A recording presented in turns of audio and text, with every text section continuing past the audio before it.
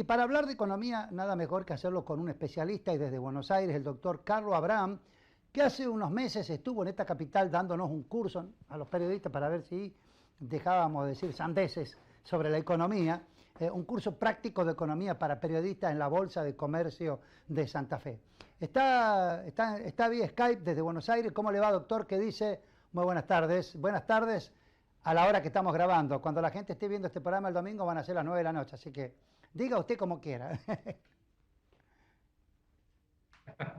Bueno, buenas noches, ya que nos van a estar viendo a la noche. Un gusto estar charlando con ustedes. Por favor, por favor. Bueno, le voy a hacer la pregunta sencilla para romper el hielo. Ahí estuvo el ministro. Yo arranqué el programa hablando de la cumbre de presidentes del Mercosur que tuvimos aquí hasta el miércoles pasado. Estuvo el ministro Duhovne. Y bueno, en la conferencia de prensa, Duhovne hablaba de digamos, los números más bajos de la inflación, pero hablaba de un 2020 más o menos venturoso, con una inflación que tenderá a bajar, con una economía que tenderá a crecer. O sea, ¿cómo estamos hoy parados? ¿Cómo se proyecta la cosa de acá a fin de año y qué va a pasar el año que viene? Hoy estamos muy marcados por lo que es la incertidumbre electoral, ¿no?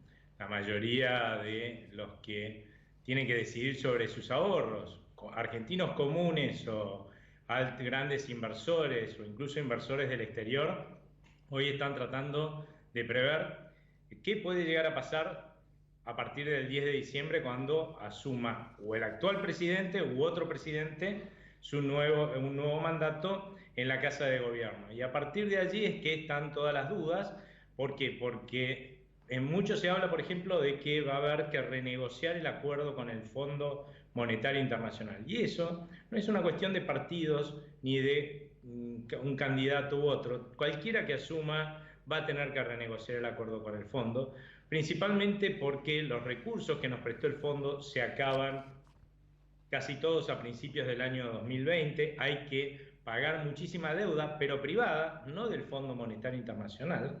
La deuda más importante del Fondo Monetario, que es la de capital, se empieza a pagar recién después de la segunda mitad del año 2021, con lo cual el problema el año que viene es que no tenemos la plata para pagar los vencimientos de la gente que tiene títulos públicos. Ese es el problema visto desde hoy y que es la gran incertidumbre, ¿no? Si podemos o no caer en cesación de pagos de vuelta. ¿Qué es lo que permitiría una renegociación del acuerdo con el fondo? En realidad, darnos un aval, ¿no? Una cosa es que yo vaya a un banco y le pida, mire, me prestan 10 millones de dólares, me van a dar unas palmaditas en la espalda y me van a mandar a mi casa. Otra cosa es que vaya con la carta de Bill Gates diciendo este tipo me avala, me van a preguntar cuántos más quiero, ¿no? Bueno, el Fondo Monetario Internacional funciona exactamente igual.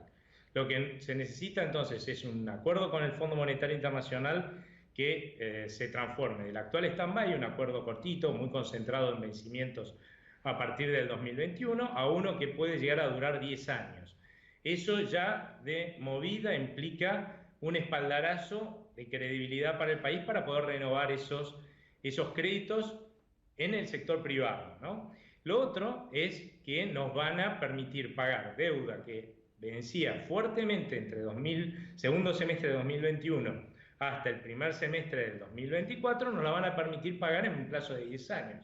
Para un acreedor del sector privado, es decir, bueno, hay 50 y pico de miles de millones de dólares que van a vencer en 10 años en vez de 3, hacen que la Argentina sea mucho más capaz de poder pagar su deuda.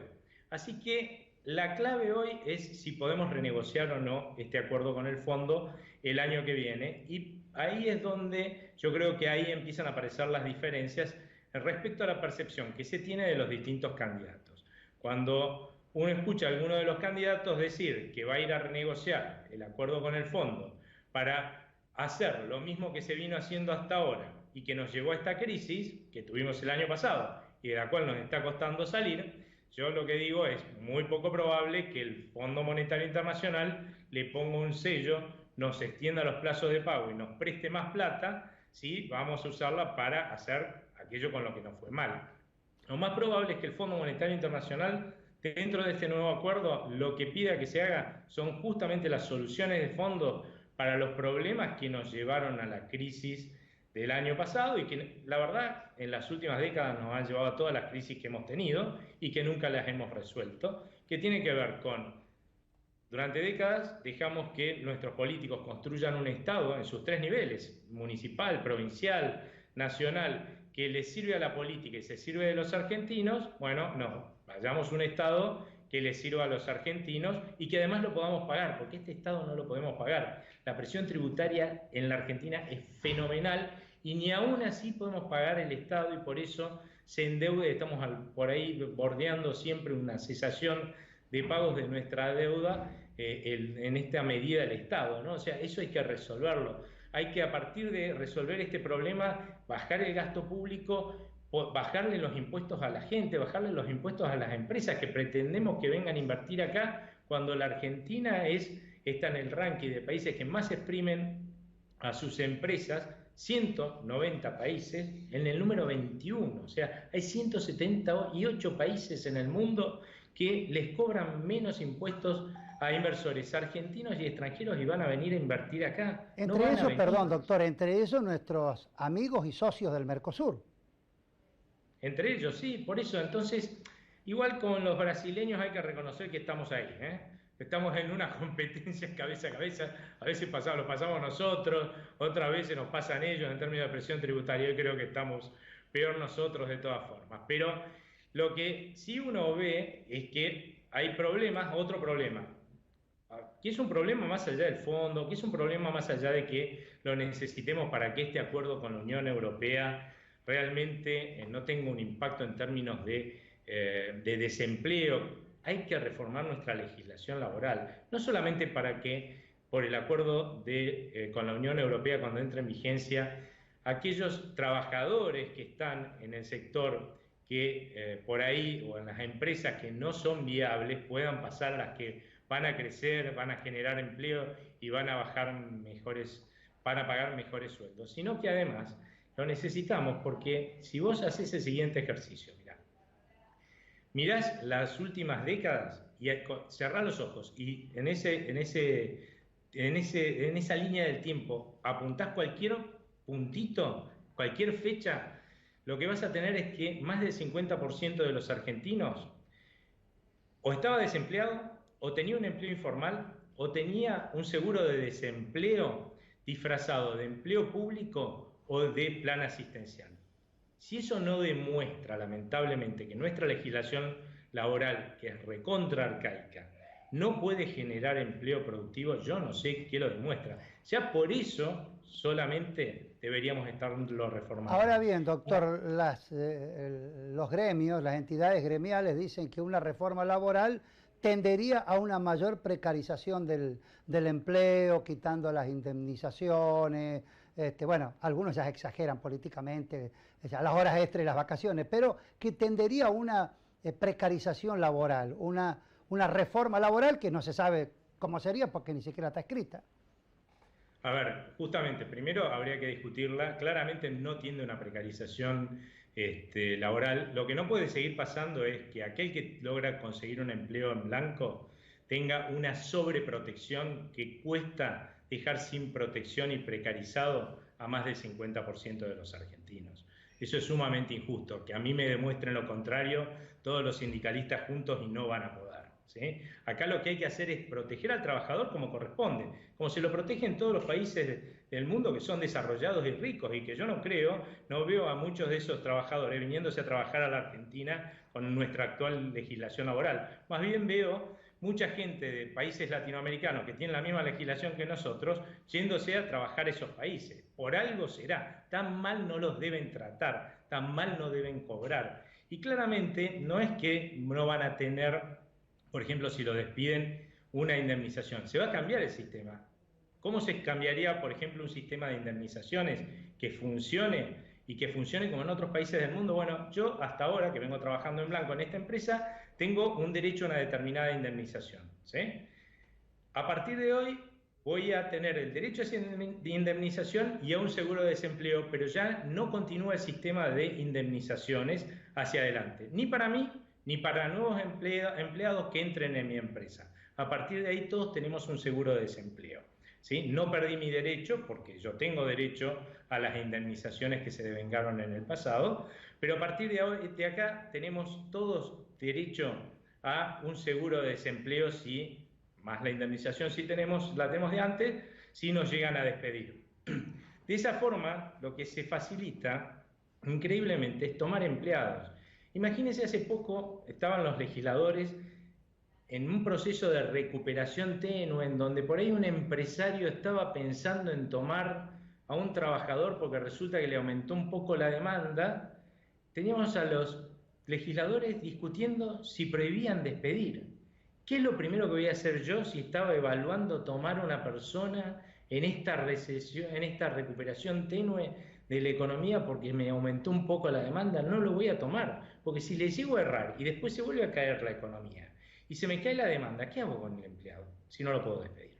Bueno, Entonces, claramente ese tipo de medidas, lo que no tienen en cuenta los sindicalistas, lo que no tienen en cuenta nuestros políticos, es que, les guste o no, los países en los que no hay desempleo, o el desempleo es bajísimo, no es porque les prohíban despedir, sino porque justamente se generan millones de puestos de trabajo, ¿sí? No prohibiendo despedir, se generan millones de puestos de trabajo, y si alguien pierde el empleo, tiene un montón de otras posibilidades de empleo para elegir. Así funciona el mundo. Por cada empleo, el mundo desarrollado, el mundo que progresa, por cada empleo que se genera, se crean 3 o 4 empleos, y por eso el desempleo es bajo. No porque prohíben desemplear, porque eso automáticamente lo que hace es restringir la posibilidad de alguien de emplear.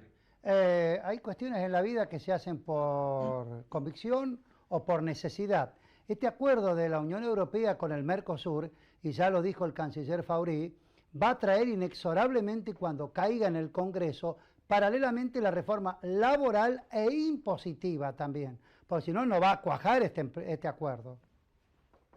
Igual te aclaro una cosa, yo coincido con esa visión, pero el acuerdo con la Unión Europea siempre va a ser mejor que no tenerlo, ¿sí? Más allá de que hagamos las reformas estructurales que hay que hacer. De hecho, sin acuerdo con la Unión Europea, igual hay que hacer estas reformas estructurales de bajar los impuestos, tener un Estado que le sirva a la gente y que lo pueda pagar, hacer una reforma laboral. Porque no podemos seguir pensando que una ley arcaica laboral como la que tenemos hoy puede ser la que genere empleo en un contexto donde la tecnología está evolucionando a una velocidad fenomenal y está cambiando la forma de trabajo en forma fenomenal. Mira. Hola, se plantó. Se nos plantó. Ahí está. Diga. Que existe todo esto que se llama la economía del conocimiento, ¿no? Que son las famosas empresas estas que trabajan en soft, por ejemplo. Y en la Argentina hemos logrado, a pesar de todas estas restricciones que tiene la Argentina para los emprendedores, se han logrado sacar algunos de estos que se llaman unicornios. Los unicornios son empresas que empiezan muy chiquititas, ¿sí?, en el mercado de la tecnología, y que de golpe pasan a valer miles de millones de dólares.